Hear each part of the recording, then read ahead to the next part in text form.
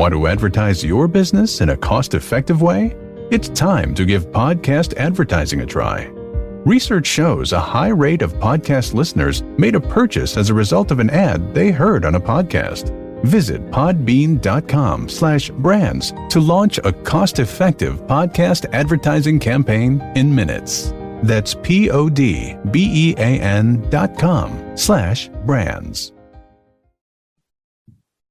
Welcome in the latest episode of 5 on the Floor on the 5 Reasons Sports Network. Thanks for joining us on your favorite podcast app. We're on Podbean, Spotify, Google Podcasts, Apple Podcasts. We're also on Dash Radio on our Nothing But Net channel, or their Nothing But Net channel every single weeknight at 7 p.m. Also, check out the 5 Reasons YouTube channel. An hour before every game, we do Before Floor.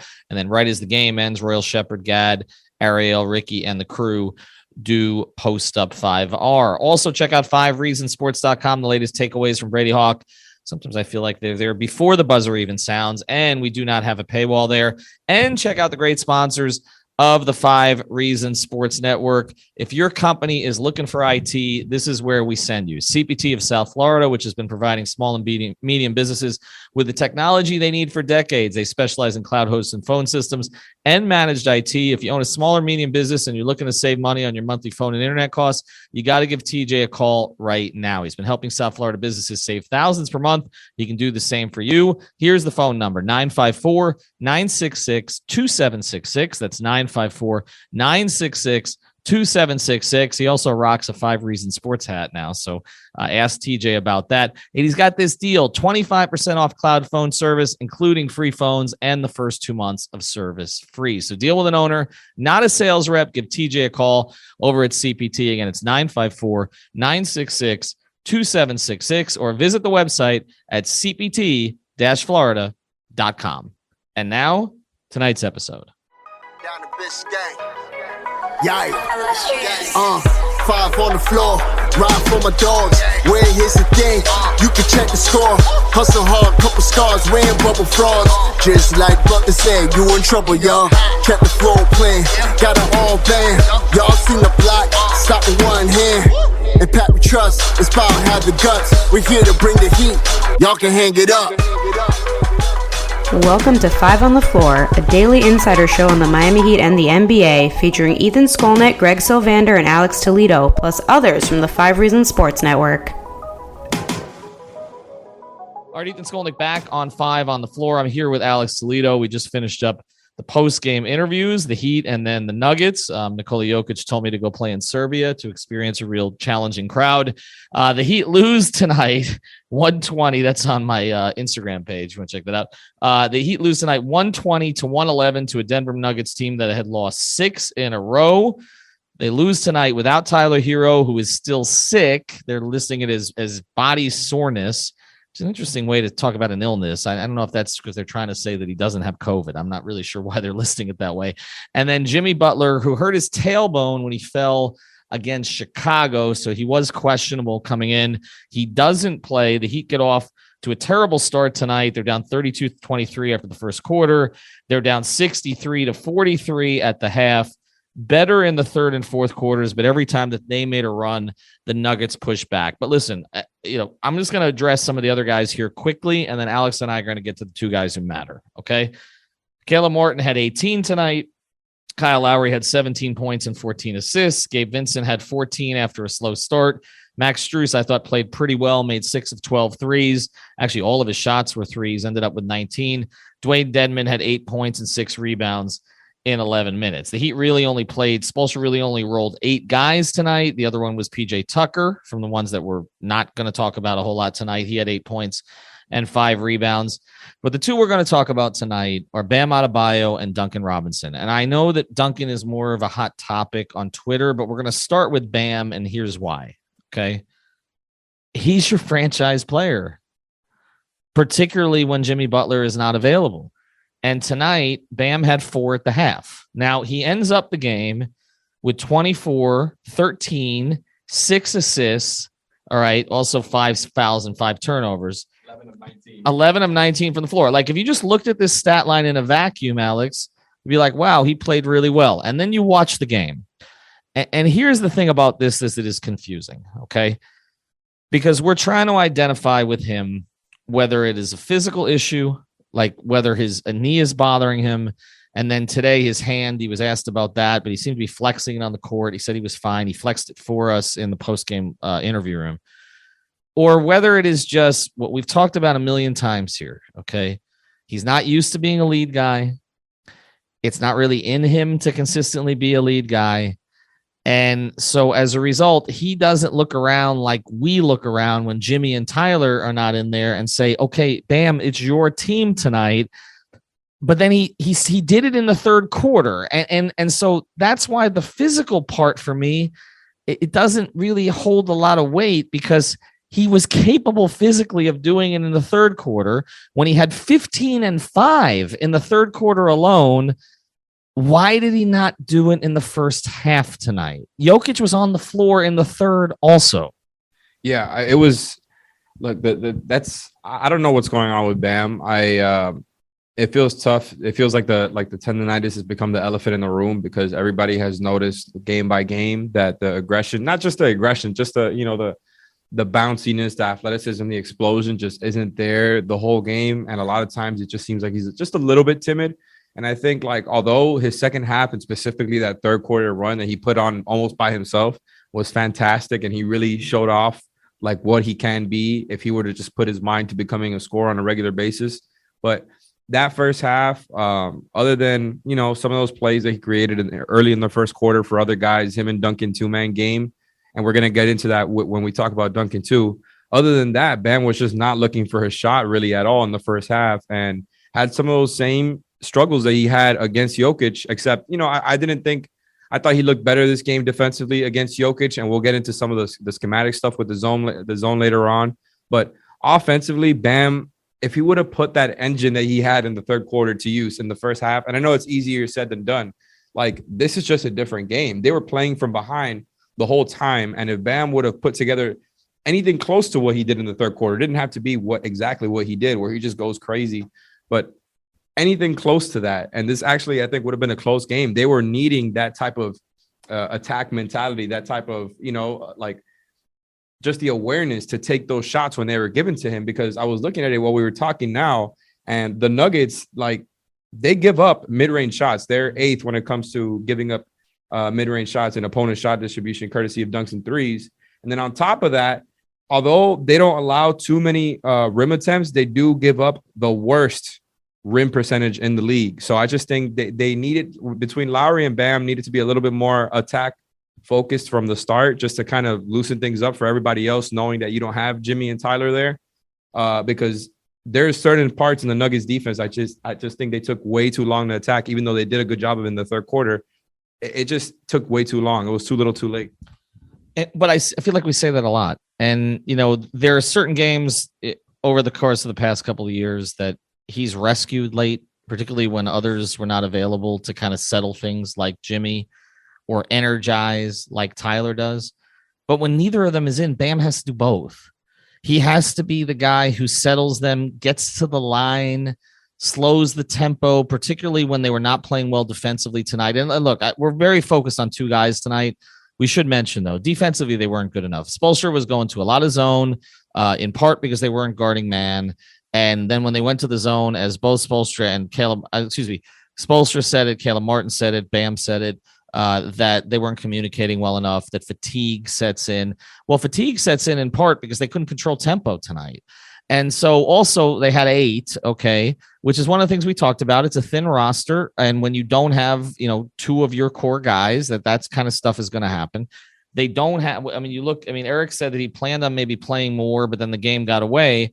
But it's pretty fair to say that he doesn't trust KZ Okpala or Amiri Yurtseven, because neither of them got minutes until like the last 2, when the thing was total garbage time at that stretch.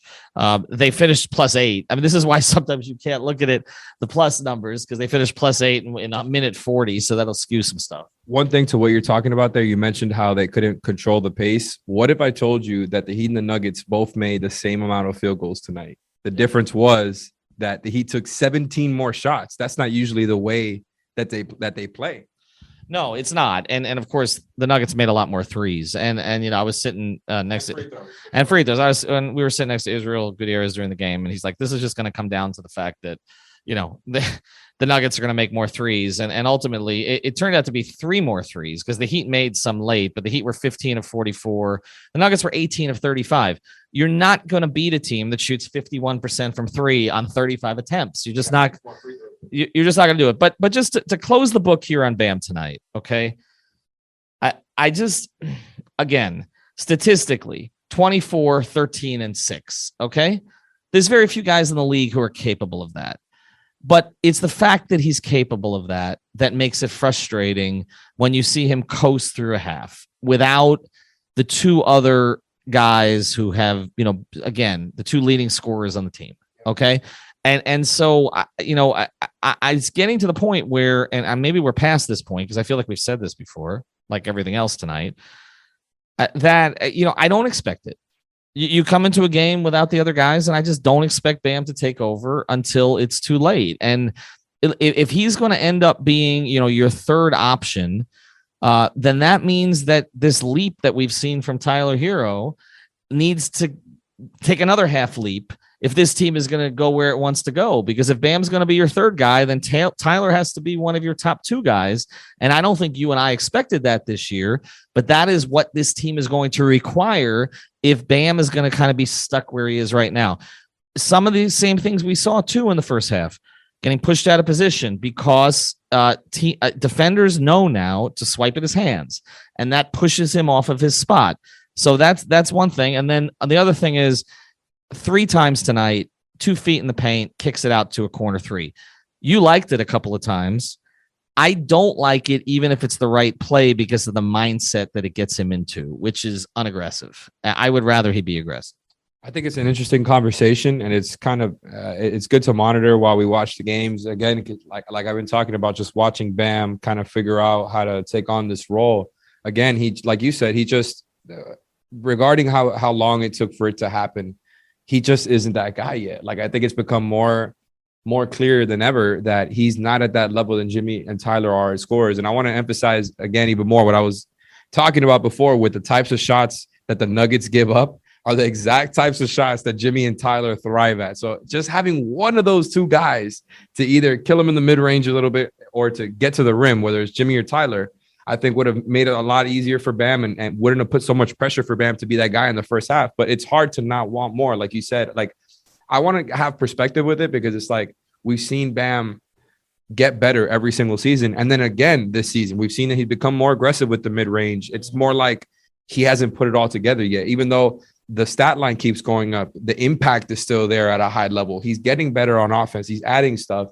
It's putting it together on a consistent basis and being able to be that guy when needed, whenever, right? Like on a night-to-night basis, he's not at that level that Jimmy and even Tyler are, because Tyler knows that is what he's on. That is what he's in the game for. And now Bam is being worked into that. Whereas all these years in his career, he's done everything else but the scoring aspect. And it's like, it shouldn't take him 3 quarters for him to realize that he's got to, he's really got to step up with Jimmy and Tyler out. But unfortunately, that was just the case tonight. We used to talk about how Hassan would put up empty stats. I don't think that Bam puts up empty stats. Okay, I don't. But tonight, they weren't empty, but they were cosmetic. And there's a difference. Empty stats are stats that don't help you really in any way. Hassan was the king of that. Okay. Bam doesn't do that. Okay. He contributes in other ways. Okay. He makes plays that don't show up in the stat sheet. But the numbers were cosmetic because when they come in the third quarter, when you're already down 20, 23, they just simply don't matter that much. And here's the other thing. I get what you're saying about how Tyler and Jimmy would have helped in the mid-range. No question about it. Okay. That, we know that they're the 2 leading scorers for a reason, but both of them played in Denver, right? And it was pretty much the same game. I know it was in Denver, but it was pretty much the same game that we saw tonight. All right. When we come back, we're going to get to the elephant in the room here. And it is at the point where we can't ignore it. And maybe a change is in order. Before we do, I'll tell you about another sponsor of the 5 Reasons Sports Network, and that is everything trade shows. If your company goes to trade shows, starting to go back, again, we know there's a new variant for COVID, but it doesn't seem like it's going to lock anything down this time. So the trade shows are going to go on. If you need a trade show exhibit, Go to a place that can do the whole damn thing for you from beginning to end. It's a one-stop shop for trade shows. It's called everythingtradeshows.com. They'll handle logistics, the booth, the graphics, the furniture, the flooring, even some tips to get you noticed. They'll teach you the difference between renting and buying. They're based right in Fort Lauderdale, right off of Las Olas, right behind YOLO, actually, which just reopened. And they can service all 50 states. So schedule a free consultation. And if you mention 5 reasons, they'll do you one better. They'll do a free booth rendering. 954-791-8882, 954-791-8882. That's everythingtradeshows.com. This is also the place where I mention, for a lot of you that use our codes, for prizepicks.com, that's where you want to go for daily fantasy. Use the code 5 to get your matching bonus. And betus.com, use the code 5 for 125% bonus. That's our betting partner. We're doing something at BetUS. If you DM me at 5 Reasons Sports a copy of your deposit, so show that you've deposited to betus.com, we will send you a t-shirt. Okay? That's what we're going to start doing. That ends this Friday. All right? So DM me your deposit that you made this week to start your account at betus.com using the code 5, F-I-V-E, and we're going to send you a t-shirt. You can choose Jimmy, Bam, Tyler, or Lowry, any of those 4, and we're going to send that to you. All right, let's get to what everybody else was talking about on Twitter. And I look, 1 of 9 tonight from 3. Okay, 3 points, but the trend can't be ignored at this stage. Okay, and so 2 years ago, Duncan Robinson shot 48% from 3 at home. Last year, he shot 41% from 3 at home. He is now shooting 24% from 3 at home. It's only 8 games, okay? And I asked Eric Spoelstra about what he thinks, and here's what was clear to me when I asked Eric the question.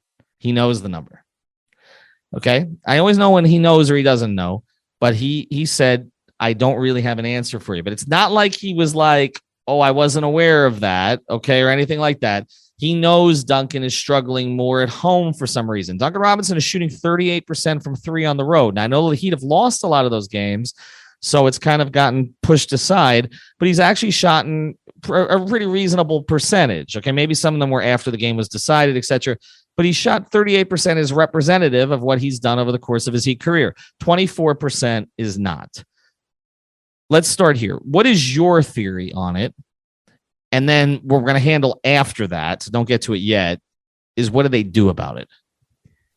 It's just tough. This is actually really tough because I might just repeat what Spo said verbatim. Like, I really don't have an answer for you because the whole thing with the 3-point shooting and the variance that we talk about is it's always going to go back and forth. It's always going to be a roller coaster. 3-point shooting by nature is going to be up and down. It's going to be streaky, especially with somebody like Duncan Robinson taking just a high volume of high difficulty shots. Teams are expecting it. Teams are trying to run him off the line, and he's not athletic. So it's not like he has a lot of physical counters he can do when he's coming off that curl. It's not like there's a lot to do. And by the way, speaking of those counters that we talked about on the last pod, he wasn't really doing that tonight like he did in the Bulls game. I didn't see him. I mean, he had a couple in the first quarter where he was running off the handoff and trying to touch paint and make something happen. I thought that was good. But after that, like, and I just remembered now, I even told you in the first quarter, he had a couple of those plays where he made something happen just off of his gravity. He hit his first 3. I'm like, oh, this is going to be a good Duncan game. And I might have just jinxed it because ever since that point in the game, it just completely went downhill. I don't know. I don't know what to say about it at this point because the fact that he's just shooting so poorly at home doesn't make a lot of sense to me. He's shooting so much better on the road. The fact that he's shooting on such a low percentage on the open catch and shoot attempts rather than the high difficulty ones that he's getting, even though, his shot profile has changed a little bit because he's getting more of those clean ones, less of the harder ones. The whole thing is just kind of hard to make sense of. What I will say, though, you pointed out that the road and home splits and how, although he's shooting poorly at home, they're winning, and he's shooting well on the road and they're losing. I think that part is a testament to them not needing too much from him to actually win games this year. It really stands out when they lose and he's going 1 for 9. But I still do believe that, like, the fact that they don't need him to go off in the way that they had in the past 2 seasons is still a good thing. It's just I really feel for Duncan at this point because it's got to be in his head. Well, you can see it. You can see it on his face right now. He's getting frustrated, and it was affecting him defensively tonight. The only thing I can think of other than it just being luck, okay, which is there's a lot of luck in basketball, okay? And sometimes there are just trends that can't be explained, and then they correct, okay? And that's regression or progression to the mean, right? But the only thing I can think of is that the contract's in his head because when you're at home, you're playing in front of your fans who look, I think Duncan is a guy who lets social media affect him. He lives in the podcast space where we live. Okay. He hears stuff. I mean, he's not one of these guys that doesn't listen to anything, hear anything. Like Jimmy Butler, like I believe him when he says he doesn't check Twitter. I believe him. He doesn't. Jimmy posts on Instagram what Jimmy wants to post. It's a country music song or whatever the hell it is. It's about what Jimmy is doing on that day, or he's promoting Big Face Coffee. I don't think he processes the stuff that's out there about him. I really don't. Okay. I'm talking to people around him. I get that sense. I think Duncan does. I think Tyler did last year. Okay. And here's the other thing. I don't think Duncan Robinson ever thought he would be in this position. I mean, he went to what, Williams College, right? And transfer. We told his story. At Michigan, he doesn't get drafted. He was a guy who I don't think that the Heat really projected to be anything close to what he was. He's kind of been Spoelstra's sort of ultimate mad scientist project, right? And he's got this big contract. And tonight, the other thing that struck me was Strus, who is his friend and has been on his podcast and is very supportive of him. But Max, when he was defending Duncan, he actually mentioned the contract. He said afterwards, he goes, well, he's making $90 million. So obviously, and he was saying it in the sense, not like he doesn't deserve the money, but the fact that he's earned that money. So he'll be able to shoot his way out of it. But the very fact that one of his closest teammate friends is mentioning the contract to me, again, it's in the space. And I think that may be what's affecting him at home. And maybe it was early in the season. It was the stuff we've talked about. It was a new scheme, getting the ball in different spots, being guarded differently, and all the things that I think are legitimate. But I think the misses early in the season have now gotten in his head in the combination with the contract. And it's very hard. It's like I've said this before, when you try to go to sleep, you can't. Okay. Right. And I feel like he's forcing it. He's trying to shoot now instead of it just coming naturally, because I watch him in pregame and he makes every shot. Okay. But it's in the games. So let's get to the second part of this question, and then we're going to close right after this. Okay. And again, cpt-florida.com for your IT, everythingtradeshows.com for your trade shows. Use the code 5 at BetUS and Prize Picks. So what do they do about it? I mean, you're 21 games in, you're a quarter of the season in, you're 13-8. So it hasn't sunk you, as you said. Your options are basically keep him there and let it play out. Okay. Move Tyler Herro to the starting lineup, which means you don't have a creator on your bench unless you consider that to be Gabe Vincent until Victor Oladipo comes back. Or take the facsimile of him, who's a little stronger, doesn't seem to be in his own head right now, which is Max Strus, and put him in the starting lineup and let Duncan play off of Herro off the bench. Which of those three options do you take? Look, man, it's going to take a lot for me to get to the point where I feel like they got to bench Duncan. And I don't think it's to say that Tyler, less so Strus, because I think Strus wouldn't be the guy that he gets benched for. It would probably be Tyler. But Tyler is a starting level player, no doubt about it. He's probably the third or fourth best player on this team at the moment. He's a really good player. He absolutely deserves to be in the starting lineup just off of his game and what he's shown this season.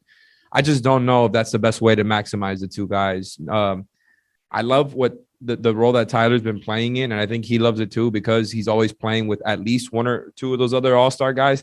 But yet his role when he's in the game is to be that scorer. And I don't know if he's going to get that same green light if he's playing in the starting lineup with all three of the other guys. And then on top of that, to me, it's less about like the bench student not having a creator, because I think if you wanted to put Duncan off the bench at that point, we've already seen the staggering. The staggering would only get heavier if they were to bring Duncan off the bench. There's no way they would run those bench lineups without at least one of Lowry or Herro there. I think they would still do some similar stuff as far as what type of lineups you could run. I do think like starting Herro, benching Duncan is a viable option. I'm just not there yet. I do think We got to give it a little bit more time with Duncan. I know it's not what people want to hear. The fact that I've seen him do this for 2 seasons, I know I keep saying it. We've seen it for so many home games, him just going crazy. And I know teams have adjusted. I just really believe in his shooting ability to that extent. And that's what I think it comes down to for me, is because if this shooting turns around, we're going to realize again, oh yeah, this is why we have him in that starting lineup. And just to remind everybody, something like this happened in the first half of last season as well, during the regular season, obviously a COVID season, short off season before that, different circumstances, worse team, guys were in and out. I get it. But I'm just saying the shooting stuff, I think I want to wait just a little bit more with Duncan before we get into that conversation. I just think also I was trying to look up the on and off stats between Tyler and Duncan now, and it obviously hasn't updated yet after the Nuggets game, but it still favors Duncan there. I know he plays a lot with the starters. I want to see it play out a little bit. I think Duncan has earned the benefit of the doubt, even though it's been too long now. He needs to shoot higher than 34%, but I want to give him another few weeks, another month or so to see if he can bring some of this back up. I'm getting close to the point in saying start Strus. I still feel strongly about keeping Tyler where he's at. And this is not, this argument that Heat fans have, some on Twitter, he deserves to start because of what he, of course he does. Like, I'm not going to argue otherwise. Okay. I mean, he's damn near leading the team in scoring on shooting 47% from the field. Of course he does. He's 6th man of the year right now. Okay. But it's about what is best for the composition of the team. And they need a creator off the bench. And I also think there are really 2 things here you got to weigh. And Spoelstra's got to deal with both of them. And he's always had to deal with these when he's made these decisions. One is what is best for the team, and the other is what is best for the player. Okay. Here's why I'm getting close to saying that you bring Duncan off the bench and you start Strus. It's not as much what's best for the team. Okay, I think they could continue to succeed with Duncan in the starting lineup. I think the configuration of players they have makes the most sense for Duncan to start. I still believe that, okay? No matter how bad he's been from a shooting perspective, because of the gravity and all the other things we talk about, and because it evens out their roster, okay? And it doesn't put pressure on Strus to be a starter right away, and it doesn't take Tyler out of a role that he's thriving in. But I'm starting to think that the best thing for Duncan is to get him out of the starting lineup and let him clear his head. I'm going to let you finish with stat, but to let him clear his head, okay, put Strus in the starting lineup. Maybe it's not high minutes, okay, and let Duncan play with Tyler. I know they've had some issues defensively together, but let the 2 of them play together. There is that bond that goes back all the way to Summer League last year. I feel like that would take pressure off of Duncan. And so I'm getting closer to that point. It's like we talk about with quarterbacks, right? Sometimes you start a rookie quarterback right away because it's best for the team. And sometimes you wait because it's best for the player. For Pat Mahomes, it was better to wait. So you got a stat here. I want you to give it to me, but I am getting closer. If I'm telling you, if Duncan has 2 or 3 more games like this, my solution to it is leave Tyler where he is at, start Strus, and just play him the minutes that are necessary. Okay, what you got? All right. So I was paying attention to everything you're saying there while also looking up the on and off numbers that I wasn't able to get before. And look, by the way, just to get into that, I'm not that far away from what you're talking about. Like, I don't think it's a terrible idea, especially for a guy who's slumping, like, get him going, get some bench units, get his confidence back up. And like I said before, I just don't think he would ever be playing without creators next to him. They're not going to run a lineup of Vincent, Martin, Strus, Robinson, Dedmon. They're gonna stagger out there. They're gonna have one of Lowry or Herro or both out there with Duncan, possibly Jimmy. Who knows what combinations that would come to if Duncan were to come off the bench, Tyler were to start. But look, I've got the 4-man groupings for Duncan with the Heat's 3 franchise players, with Jimmy, Bam, and Kyle, and Tyler with their 3 franchise players. Their net rating with Duncan on the floor with those guys is 9.84. So that means they're plus 9.84. And with Duncan in that same, Tyler.